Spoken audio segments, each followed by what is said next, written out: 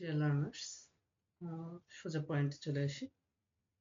আমরা আজ দেখব তোমাদের অষ্টম শ্রেণীর বার্ষিক পরীক্ষায় যে সিভি আসে, ওই সিভিটা কি করে সহজে লিখতে হয়। এবং একটা সিভি শিখবো আমরা, এবং এই সিভিটা দিয়ে যাবতীয় যত সিভি আসে সব এটা দিয়ে আনসার করতে পারবো।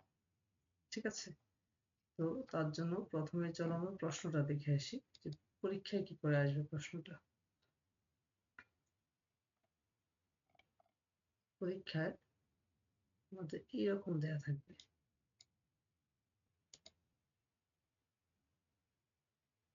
লক্ষ্য করি।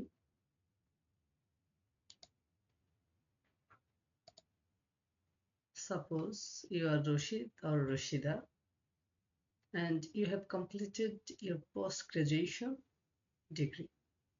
You have seen a vacancy advertisement for the post of an assistant teacher or computer operator or sales officer or data analyst or administration officer. যাই থাকুক না কেন প্রশ্নে যে কোনো একটা থাকবে, অ্যাসিস্ট্যান্ট টিচারও আসতে পারে, অথবা computer operator, sales officer, data analyst, administrative officer, যে কোনোটাই আসতে পারে। তো যেটাই আসুক আমরা আনসারটা ঠিক এরকম করেই করব, এটা দিয়েই করে ফেলবো। ওকে, দেন শুধু এটা না, now write a CV for the post, the following points must be mentioned in CV. তো সিভিটা লিখলে হবে না, সিভিতে আসলে এই টপিকগুলো থাকা জরুরি। কি কি থাকা জরুরি সেটা দেখি। Create a header with contact information, মানে এই হেডারটা থাকতে হবে। কেরিয়ার অবজেক্টিভস থাকতে হবে। প্রোভাইড এডুকেশনাল ডিটেলস থাকতে হবে। রিলেভেন্ট স্কিল থাকতে হবে।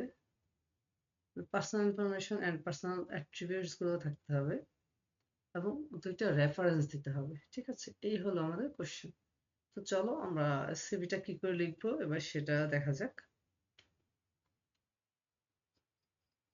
শুরুতেই পেজের উপরে curriculum Vita according to question, এই যে এখানে নাম হবে। তোমার যদি কোশ্চেনে দেয়া থাকে, একটু আগে যে কোশ্চেনটা ছিল সেখানে লেখা ছিল সাপোজ ইউ আর রশিদ আর রশিদা, তাহলে ওই নামটাই দিতে হবে। নাম দেয়া না থাকলে তোমার নাম। যদি প্রশ্নে নাম দেয়া থাকে তাহলে সেই নামটাই হবে, আর যদি নাম দেয়া না থাকে তাহলে তোমার নিজের নাম। যে নাম দেয়া থাকবে ইমেল আইডিটা সেই নামটা লিখে @gmail.com দিয়ে দিবে, তাহলে সেটা হয়ে যাবে। দেন ফোন নাম্বার, যে কোনো একটা ফোন নাম্বার দিয়ে দিলেই হবে। দেন ক্যারিয়ার অবজেক্টিভটা যে কোনো সিভি আসুক এটা দিলেই চলবে। Enthusiastic and passionate person with 5 years experience in mentioned sector, seeking to leverage my experience, strong communication skill and dedication for fostering a positive and dynamic work environment to inspire and engage team. Okay, academic details গুলো এভাবেই দিয়ে দিবে যেভাবে এখানে দেওয়া আছে। ইয়ার গুলো ভুল করা যাবে না, 2012, 14, 17 and 18. Okay, then relevant skill গুলো proficiency in MS Office, effective communication, leadership and problem solving capabilities, fluent in English and Bangla, personal information always এগুলোই থাকবে।